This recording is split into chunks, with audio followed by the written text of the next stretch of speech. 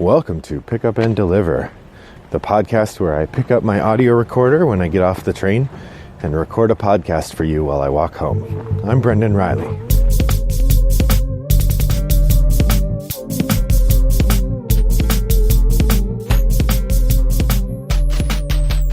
Well, today on Pick Up and Deliver, we're going to talk about swim meets. If you're a regular of the Blue Peg, Pink Peg forum, apologies. I wrote a relatively long post in the What Are You Playing This Week section or thread for February 2nd through the 11th, I think. And some of this is going to repeat or overlap with that. So hopefully it's still interesting. It is February 12th today, a Monday. It's a lovely day here in suburban Chicago. It snowed a ton over the weekend, so on either side of the sidewalks as I walk along, there's like 18 inches of snow piled up. We didn't actually get 18 inches of snow, but after the shoveling, that's about how much there is on the sidewalks. So you may also hear some trudging sounds as I work through sidewalks that aren't shoveled. So this weekend, my daughter's swim team had their home meet, meaning it's a meet that their team sponsored and hosted. As one of the team's officials, I had both the parental obligation to help run the meet and the team duty to help out the team in running the meet well. So I volunteered to work every session, which Friday night, there was so much snow, they canceled the Friday night session, but I worked a morning, an afternoon, and an evening session on both Saturday and Sunday. So I worked roughly 24 hours over the two days. And I say worked, it's a volunteer activity, so I didn't actually work so much as volunteer my time. For those of you unfamiliar with the sport of swimming, I am part of the group of people that make sure that everyone gets a fair and equitable time in their swim. I have a certification as a stroke and turn judge, meaning that I know all the rules for how the swimmers are supposed to move through the water, and I can be put in various positions to judge whether or not they did so correctly. I also have an administrative official certification, which means that I ostensibly know how to use the computer system, although that's a pretty rarefied skill and I haven't done it for a couple years. So usually when a ref is asking what my qualifications are, I mention the administrative official certification, but I say, if you're going to need me to do that, please give me some warning because I haven't done it in a while. And then the thing that I do most often now is I'm a starter. And being a starter means that I've gone through a class, 5 trainings, and dozens of hours of practice so that I can say in the appropriate tone and cadence the phrase, "Take your mark." Didn't that sound inviting? Didn't that make you just want to jump into a pool? I hope so. So this weekend I worked as a starter. And of course, being a board game enthusiast, I found myself thinking about the various ways that a swim meet uses and mimics and inspires different ideas about board gaming. So I thought I would talk about that today. So I wanted to start with an aspect of being a starter that I think is pretty interesting.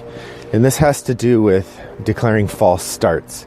So like I said, as a starter, the main thing I do is when the swimmers are up on the blocks getting ready to dive in the pool, I say, "Take your mark." And then I push a little button on the microphone that sounds a beep sound, and the swimmers jump in the water. And most of the time, that's just what I do. And my job is to kind of watch the group of swimmers while they're getting ready and kind of judge the time when it appears that most of them are ready to go. And then when I say "take your mark" and they assume their starting positions, then I also am supposed to judge when they're the most settled.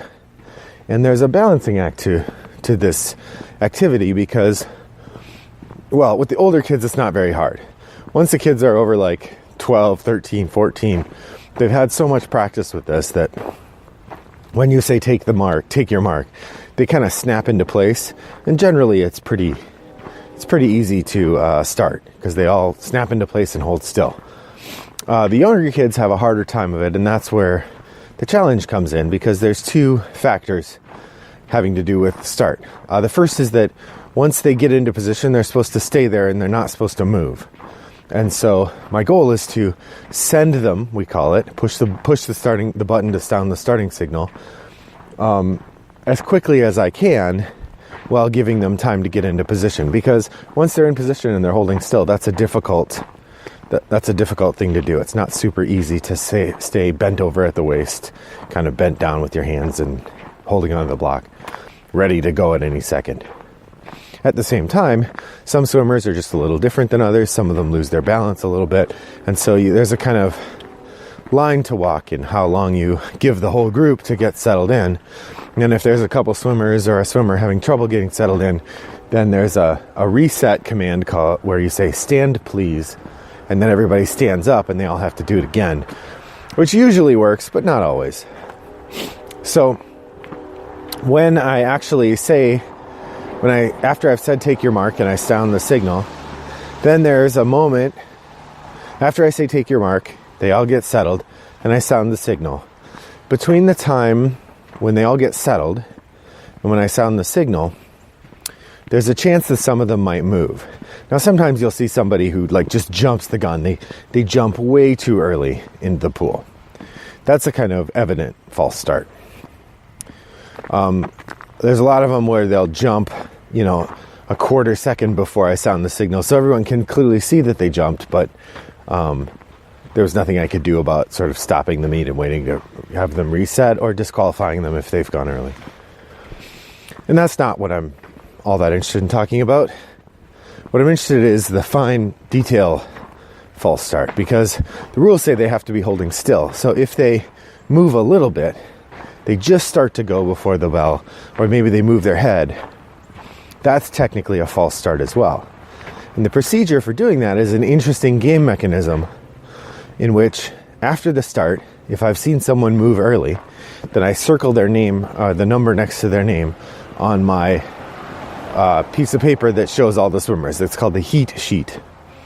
And then I show that sheet to the meet referee, who's standing near me but holding a clipboard I can't see. And when I do that, he or she shows me their clipboard to show whether they have also circled that swimmer's number.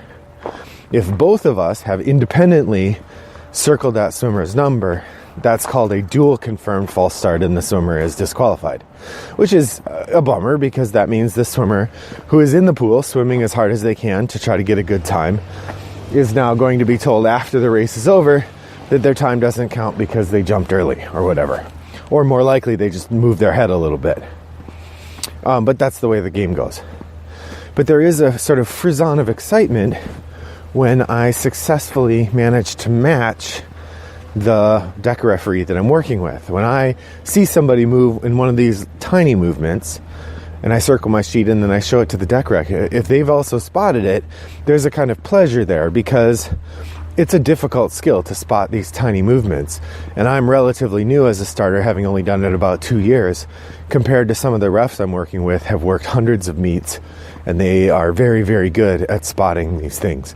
So when I see one that they see, it's kind of interesting. Now, I was thinking about that as a game mechanism. Games like Hanabi or Beyond Baker Street have a matching element where you're trying to get your partner to understand something using very limited communication. But the skill there is not quite the same as what I'm talking about here, because it's not you're both trying to spot something distinct, but rather it's that you're trying to help each other spot something. You're giving clues or whatever. You're working together to solve a puzzle, whereas in the situation I'm talking about, you're actually solving the puzzles in parallel. The closest game, the only game I can think of that uses that mechanism, is a game called Witness, which I haven't played, but I've read about. In Witness, there are 4 people. Each one gets a little book that shows elements of a crime. And then your job, and there's different pages, so you all look at, say, page 10 together. And each book is slightly different.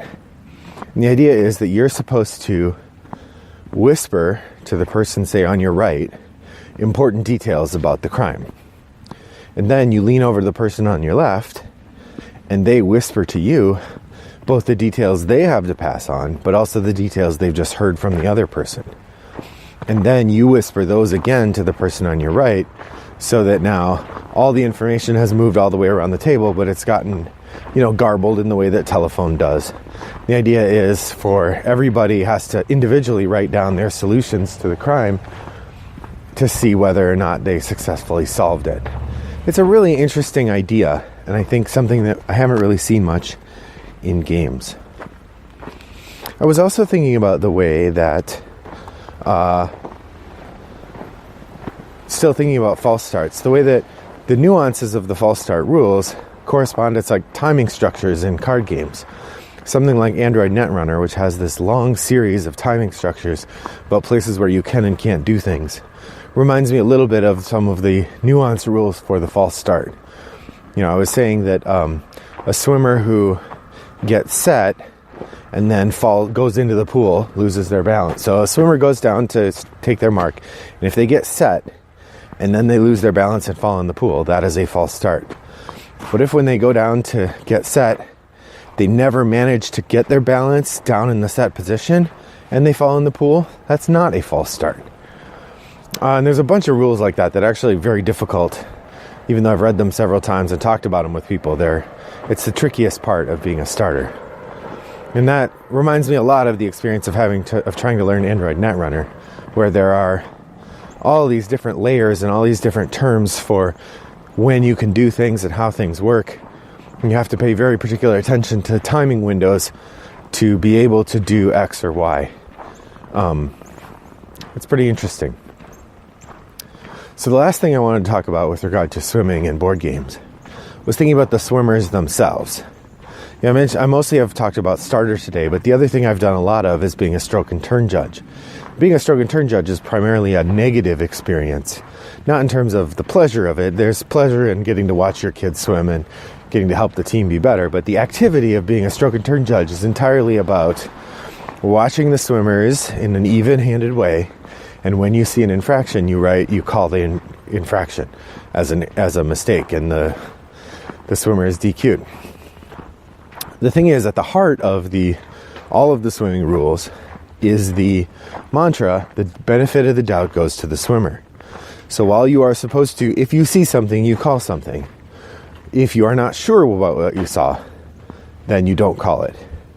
In addition, at the higher level meets, there are layers of defense sort of for the swimmer that undermine or alter that relationship I was talking about. For instance, let's say that a swimmer is finishing the breaststroke, which requires that the swimmers use a two-hand simultaneous touch at, above, or below the water. Just in case you were wondering about my ability to remember these phrases. And let's say that they touched with one hand instead. As a stroke and turn judge, I might call that one-hand touch. And immediately, my chief judge, the person whose job it is to interrogate me or talk to me about this call, would say, what hand did they use to touch?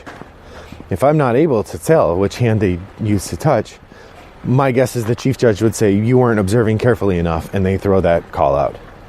Now, a good stroke and turn judge will understand there's no harm or no shame in having your call thrown out.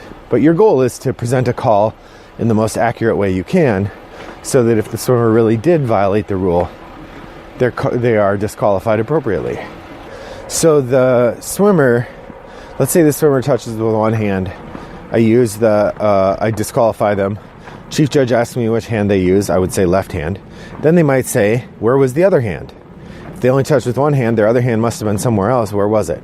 If I didn't observe that, chances are the call is going to get thrown out. So there's a required level of observation for any of these calls that's pretty important. But as a result, there's some nuance the swimmers can use, and there's a couple levels at which the swimmers can try to game the rules for their benefit.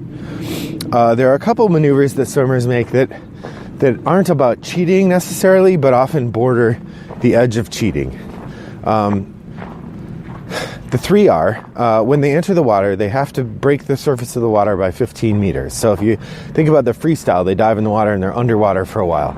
They're only allowed to go 15 meters, and there's a colored buoy in the water that indicates where that is. Some swimmers will swim very close to that before they come up above the water.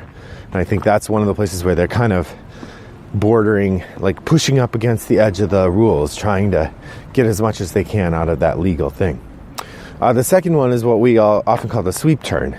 In the strokes where they have to do a two-hand touch like we were talking about, a lot of swimmers will touch firmly with both hands. That's fine.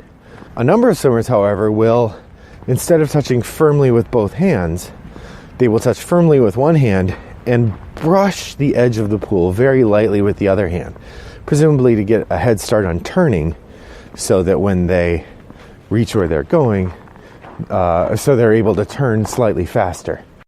So as an official, I don't really understand the value of the sweep touch as an activity. That the time saved by touching with one hand and then very lightly brushing the pool as you begin your turn with the other hand doesn't seem significant to me. And I watch plenty of swimmers do their turns without doing that touch. But if you get an official on the wrong day or you miss by just a little bit, then you end up not getting a legal touch. So I don't really understand that attempt. Another way that swimmers try to edge the rules without quite breaking them is what I call the backstroke plunge. So in the rules for swimming, whenever a swimmer is doing a turn in the backstroke, like if they're going, say they're doing a 50-yard swim and they're at the 25-yard mark, they hit to the end of the pool, they turn over onto their chest, and then they do a flip turn.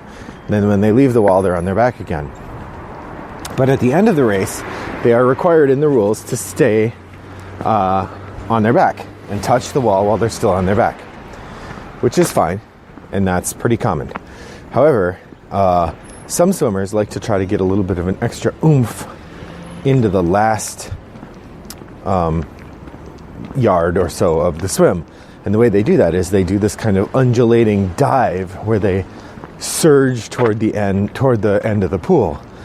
And most swimmers do it in a way that they manage to keep some part of their body above water at all times. But during the process, their entire body goes underwater. It's just that when it goes underwater, it doesn't go underwater all at once. The thing is, all of the strokes require that once you've surfaced after you start a length of the pool, you have to stay on the surface. And so if a swimmer does that underwater lunge and they go completely underwater before they touch the side, they have now broken a rule and can be disqualified. And I see swimmers do this lunge and I just don't feel like it really gains them much. I mean, maybe a quarter second or something. Most of these swimmers aren't swimming at increments where a quarter second is going to make a difference usually. And even if they are, I don't know if it's a risk getting disqualified for. And then finally, there are a couple maneuvers that swimmers might try that are outright cheating, like taking extra dolphin kicks during the start of the breaststroke. They're allowed one. They might try to take more. Swimming past the 15-meter mark in a freestyle. These are things that swimmers might do to try to break the rules. So hopefully you found this enlightening. If you've never officiated a swim meet before, I'm happy to chat with you about it sometime because I spend a lot of time on pool decks. And next, probably this spring, I'm upgrading to my referee's whistle, which means that I'm going to be doing even more rules, learning, and governing as I step into the next level of responsibility for this sport that my daughter enjoys so much. So thanks for joining me on my walk, and I hope that your next walk is as pleasant as mine was.